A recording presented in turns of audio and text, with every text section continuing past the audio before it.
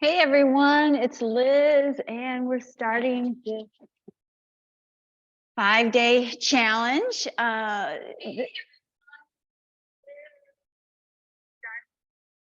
And I want to welcome you to the 5 natural secrets to manage bladder leaking. And my name is Liz. I'm your tour guide for this journey. I like to call the menopause a journey, both during menopause and post-menopause. And I have personally gone through menopause and have learned a lot along the way. And I have studied and taught yoga for over 14 years and learned many natural ways to heal the bumps in the road that menopause has caused in my life. So one thing I would have is please have a pencil and paper handy during our hour together.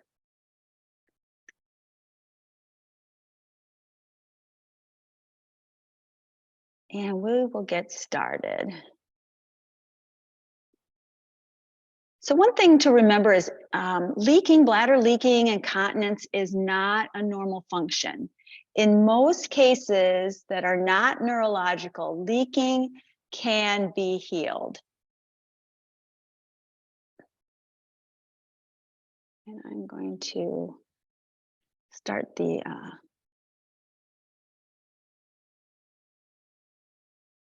live transcript here. And we'll get that started for you. So you should have a live transcript now going.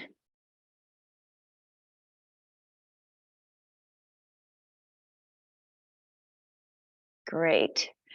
And for a little bit of introduction to me, I've studied with some premier yoga instructors, including Leslie Howard, who is kind of the expert in pelvic floor yoga, pelvic health yoga. And I've learned a lot from her, and I have actually done live workshops.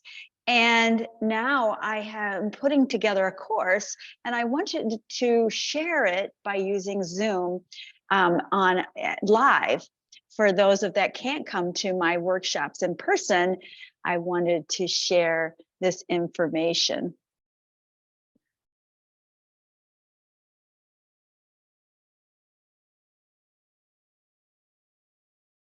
So first, let's go ahead and do a self-awareness check-in. I want you to close your eyes or soften the eyes, and we're going to check in with ourselves. So let's start with our neck. Let's just move our head back and forth, like you're saying no, back and forth. And I'm going to share my screen here too. So I want you to go back and forth with the neck. Good. And then go ahead and up and down, chin down to the chest, and then up to the ceiling. Good. And then tilt the head over to the right. And bring the head up and tilt it over to the left. And notice how the neck feels today. And then start to make some big shoulder rolls. Big shoulders up to the ears and down. And then go the other direction, shoulders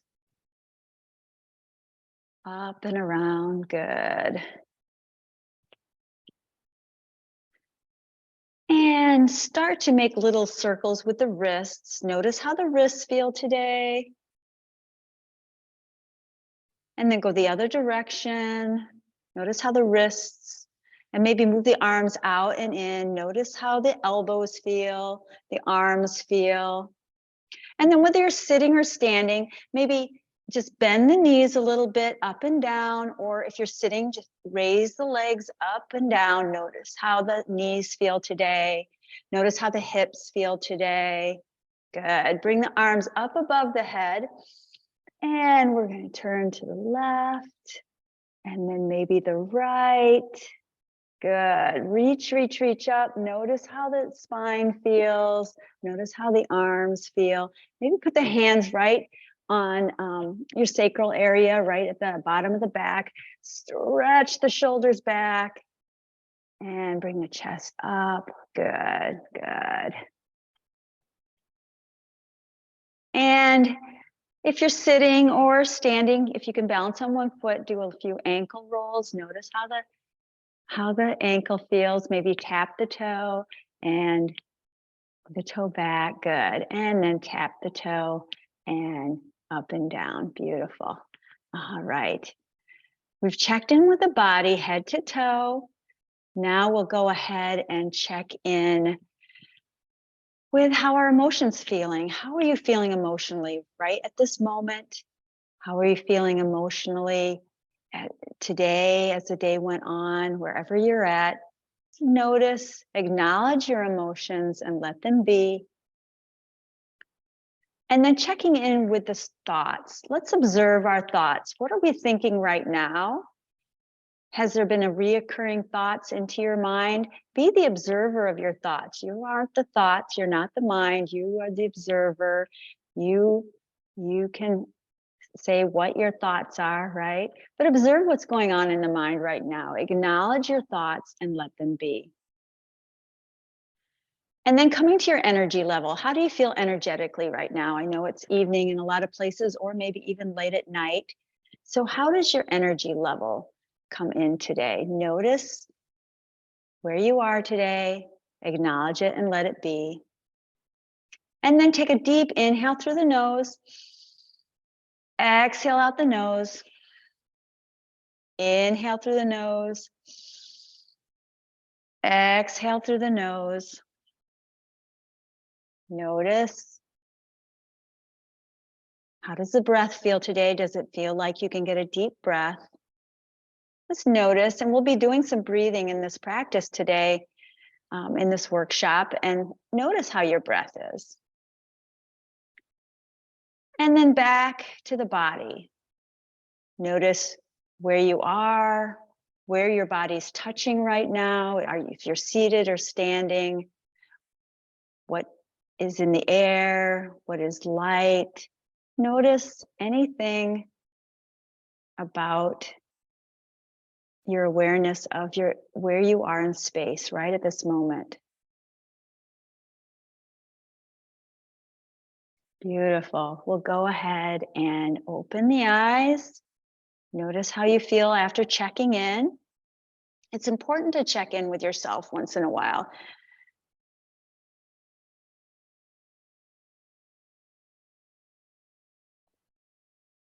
So one question I want you to write down on your piece of paper is, what does a strong pelvic floor mean to you? Do you have any idea what the pelvic floor is? Just write that question down.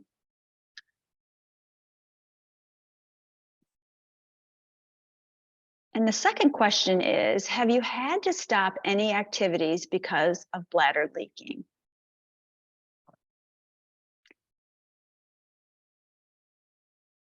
And if you want to share, you can put it in the chat box, or if you want to talk to me later about, your answers to these questions, we can set up a time to talk. I know sometimes it's embarrassing, to talk about bladder leaking, but we need to talk about it. It needs to be out in the open. We need to talk to our healthcare provider. We need to talk to our family and friends, because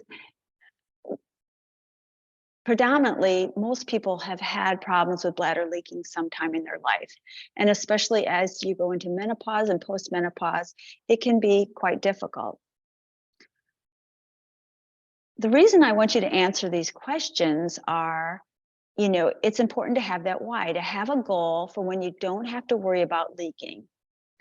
And there are many, many causes of leaking. So, it could be anything, but we want to know what our life would be like if we didn't leak.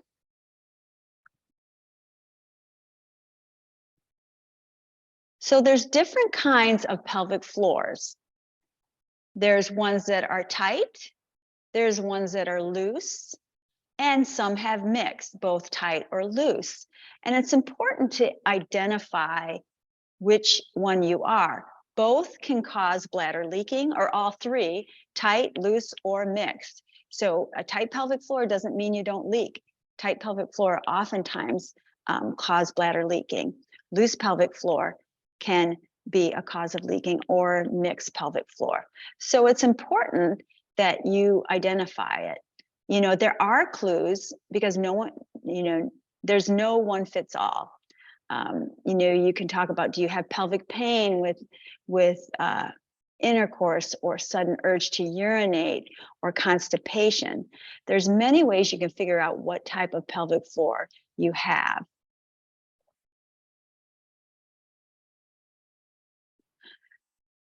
Let's talk anatomy. It's very important to know your pelvic floor anatomy and to know what's down there. And I encourage all my students and clients to take a hand mirror, put it on the floor, and you can sit on the side of the toilet, you can crouch down, but to really look at your pelvic floor and your whole underside, where your underwear is.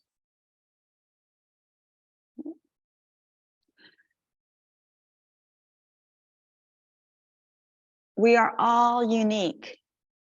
So you may wonder, what is this picture of? Your body is unique in every way, and even your pelvic floor. So these are actually works of art by Jamie McCartney. Thousands of women have had sculptures made of their pelvic floor. You can look him up. You can Google Jamie McCartney. He's in England.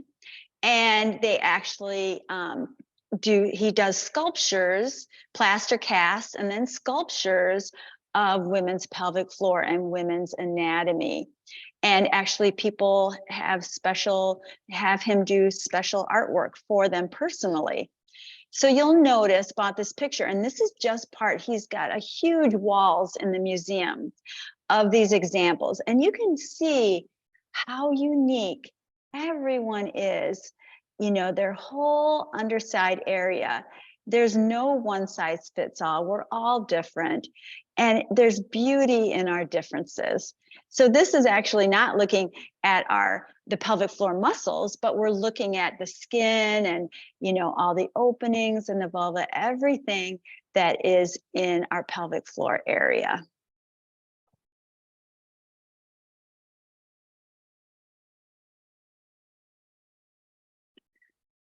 Notice on this picture on the left, so we're looking at a side view of the pelvic floor.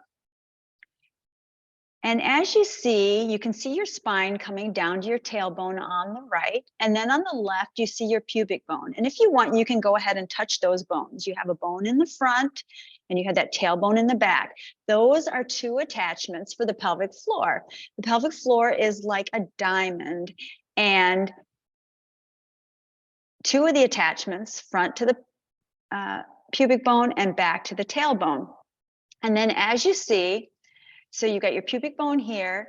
This is showing the musculature of the pelvic floor from the side view. You have your bladder here in the front and your urethra, where the urine comes out. Then you have a uterus. If you still have your uterus, it would be here, and your vaginal opening coming out through the pelvic floor. And then you have your bowel behind that, and your anal opening here. So this is a side view looking at the attachment here. Now to the right, we have a picture of looking from the bottom. So those pictures of Jamie McCartney's art, we were looking at it, but that had all the skin layers on top. Well, in this picture, the skin layers are taken away, and you see your pelvic floor again from looking from below. So here you have your pubic bone or pelvic bone in the front. You have your tailbone here on the back, so you can touch those. And then go ahead here, they call them your ischial tubercles. Most people call them your sit bones. You put your hand, if you put your hands on your rear and touch the pelvis, those two bony parts that you sit on are actually those sit bones. And those are the other two attachments of the pelvic floor. So you can see it's a big diamond shape. So those are the attachments. Then you can see here, you've got the musculature. There's 3 layers of pelvic floor musculature, and some of them crisscross, some of them go around, and they're all woven together.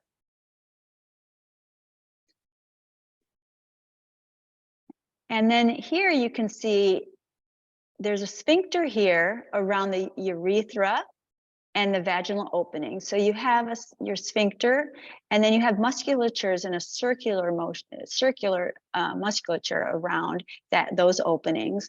And then behind here on your anal sphincter and around your anal opening, you have some more almost circular musculature.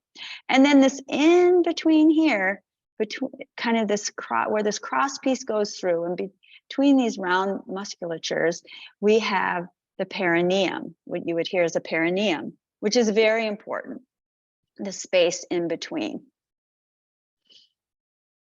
So that's the anatomy. Any questions so far? So I had a question here about that it's webbed together. It's almost like it's woven. They're not like stacked on top of each other. The muscles are interwoven with each other. Now, if you had a child and had some tearing here, it's most likely at the perineum. Or if they had to do episiotomy, when you had your child, they would have cut this piece of musculature here, and then it would heal, and you probably have scar tissue on those portions of the muscles where they cut, if you had that happen when you had a baby. Those of you that haven't had children, haven't had that done, the perineum should be intact.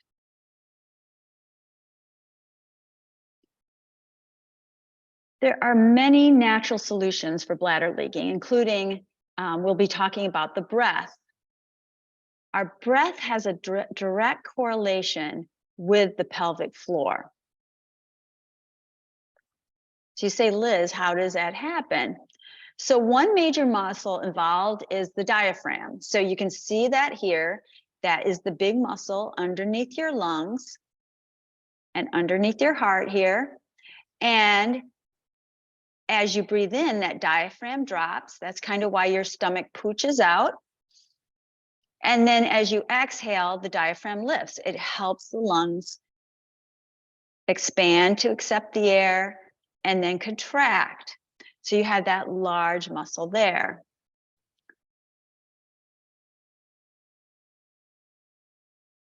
But there is another muscle group involved in breathing.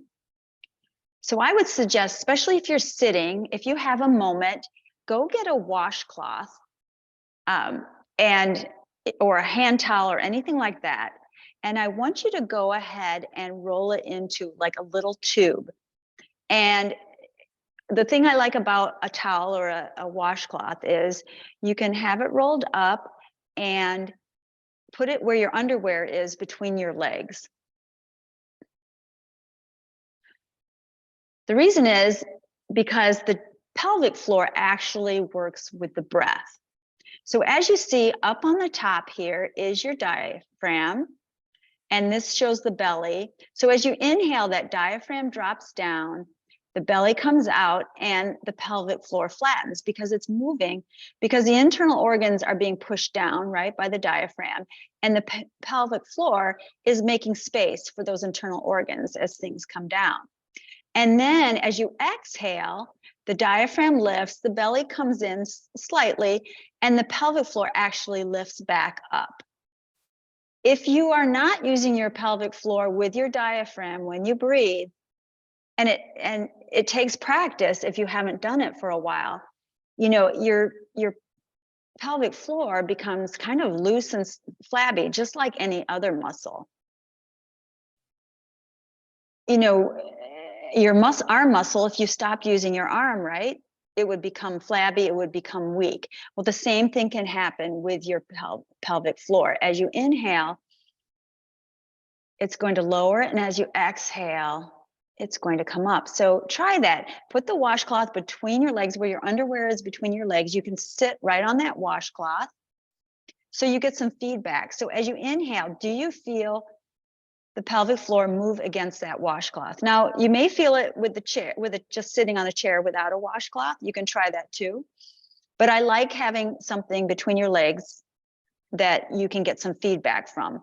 So is your pelvic floor moving with your breath? That's the first question I want to ask you. Any feedback here?